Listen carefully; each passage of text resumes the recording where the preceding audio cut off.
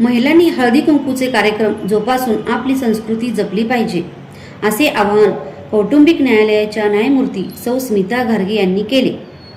बार असोसिएशनच्या सभागृहात शुक्रवारी झालेल्या हळदी कुंकू कार्यक्रमात कौटुंबिक न्यायालयाच्या न्यायमूर्ती सौ स्मिता घारगे मार्गदर्शनपर भाषण करताना बोलत होते.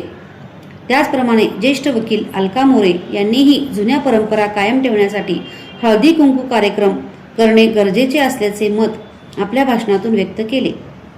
कार्यक्रमाचे सूत्रसंचालन ॲडव्होकेट स्नेहा पासुनूर यांनी केले, तर प्रस्तावना व आभार बारच्या सहसचिवा ॲडव्होकेट मीरा प्रसाद यांनी मांडले.